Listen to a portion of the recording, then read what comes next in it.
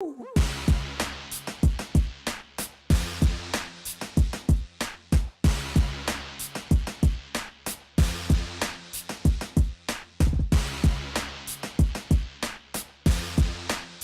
and welcome to the Hopcast.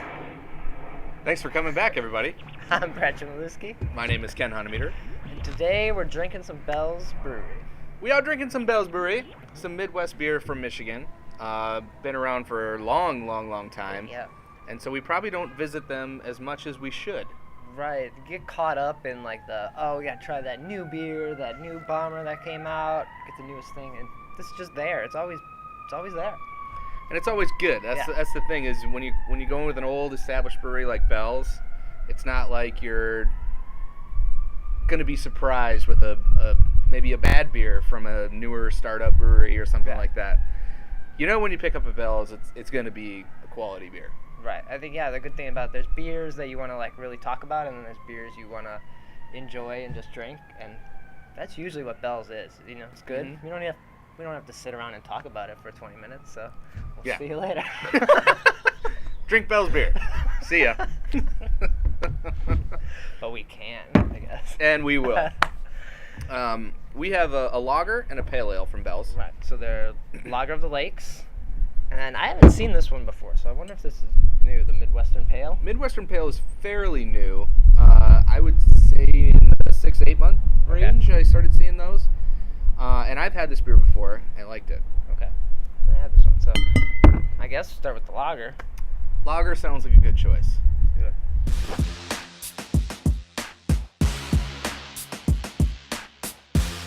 Beautiful. So clear. Yes. This looks like it should be the lager of the lakes. Crystal clear Lake Michigan.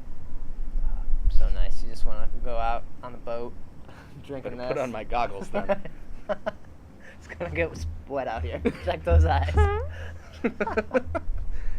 All right. Second show in the session. Here we go. Aroma. Nice clean lager character. I get this is a little bit more malt forward than hop focused. Yeah, little sweet. Yeah. Smells lovely. I like it.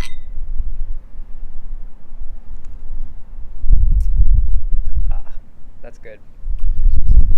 So clean, refreshing. Again, light. Malt forward. You get a little bit of hop in the finish, but this is all about just a clean, slightly malty lager. Not to say that it's very sweet or anything. It's got a nice bread-like character. Because it has all that malt, it's like a good, I think, food beer. Like sure. It's gonna pair with almost anything. Yeah, clean beers like this. If we're talking about food, I mean, sky's the limit pretty much. Especially if you're doing stuff. I could see like Asian cuisine, especially spicy stuff, Thai. This is kind of like some of those Japanese or Asian lagers. Okay. Just made here in the States, and maybe a little better. I'm not gonna say that this is like Sapporo. I wouldn't say that. But yeah, this is one of those that I could just. I mean, it's a great name, Lager of the Lakes, because I can imagine myself just sitting on a lake, right, just relaxing. You got your 6-pack. Got my 6-pack. I'm casting out, doing some fishing. That's a good one. I'm gonna keep that in mind next time I go out. Drinking this? Yeah. So, and I think it's good all year round, but perfect in the summertime. Yep. It's good. But yeah, you're right. This is one of those beers, just a catch-all. You can drink it whenever you want with whatever you want. Mm-hmm. So what's wrong with that? So let's keep drinking it. Nothing. Cheers.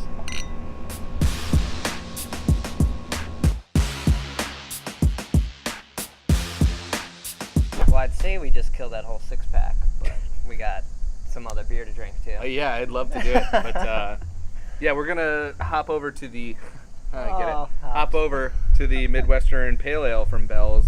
Fairly new offering from them, and in my experience, it's been a delicious one. Yeah, so. I'm excited to try this one. Let's do it. Drink it.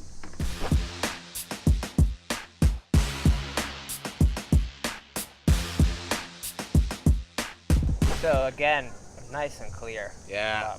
Bell's is bringing the clarity. There's a tiny amount of sediment kind of floating around in there on mine. Okay. I don't know if you're seeing. Yeah, you get a little bit. Yeah, I opened a different bottle. Pretty clear beer. Yeah, a little darker than the lager, which not really a surprise in the style. A lot of carbonation. It looks to me it might be just like an all pale malt beer. So no specialty malt, just using the pale malt as their base grain and going with that. I could be wrong, but it kind of has that appearance to it. Check.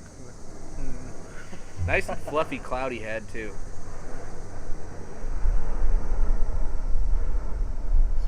Smells nice. Again, like bready, more on the malty, bready side. Yeah, and there's a slight like grassy hop aroma to it. Not exactly fruity, a little bit more grassy, spicy type of character coming off. Cheers.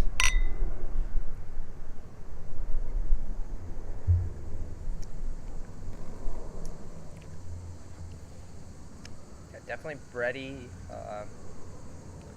Getting something there. What's that? A couple more drinks. A little, to me, it's a little actually fruity in the hop flavor. Like that tropical kind of. Yeah, kind of like that. Well, citrusy, that type of character. Whereas the aroma is grassy, the flavor is a little more fruity, and kind of pretty thin on the body. Yeah, it's definitely light. It has a very similar feel as the Lager of the Lakes. Like it's just kind of there. It's easy to drink. It's light, refreshing. Yeah, a little more grassy and hoppy bitterness to it. It leaves a little more drier mouthfeel. And then just the fruitiness from it being an ale as opposed to a lager is a little bit more present. But yeah, I think these two beers, you can kind of tell that they come from the same brewery. Yeah. That type of house feel to it. Yeah, for sure. So that's something you either love or hate about a brewery. When they get big enough, it's just kind of, they become a flavor. If it's the yeast strain or the water, or just it happens. Like, combination of stuff. Usually it's a house yeast strain thing, and depending on their house yeast strain, you love or hate it. Right? So unless they're starting to experiment with all these different types, it's what's weird about it is that we're looking at two different yeast strains, but they still kind of have a house character. I mean, you've got a lager strain and an ale strain, so they're obviously different, but they still kind of, you can gather that you're drinking a Bell's beer. Right. And Bell's, I think, has been, did they just celebrate their 25th? No, they're over that. They're like 30. Oh, jeez. Yeah. They're like grandfathers. Old geezies. And they make great beer. They don't stray too much from like the standards. They do some like one-off kind of stuff. They have the Osman, or is it Osman or Orsman? Orsman.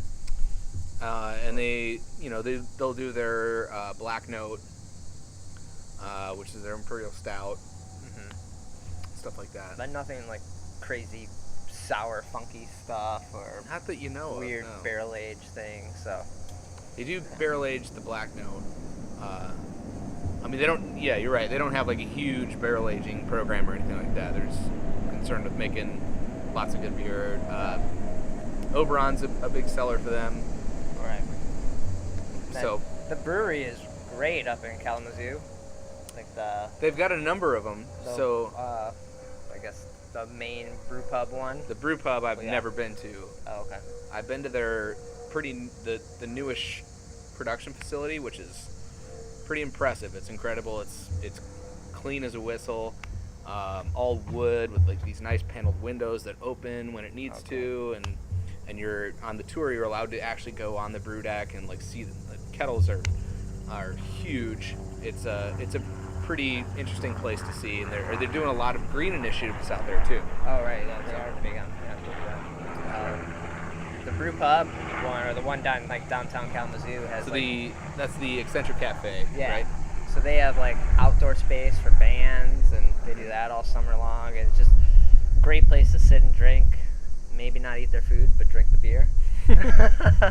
That's right. Didn't you mention go across the street to the pizza place for Or there's food? like a coffee place. A coffee place, like okay. in the center of this weird intersection there. So they have pretty good food, but drink at Bell's. Well, right on. Brewery first, food second. Yeah. Anyways, yeah, like Bell's, I mean, classic, traditional craft. This you can hardly ever go wrong with one of their beers, so may not be the new shiny penny, but don't forget about them. Thanks for watching.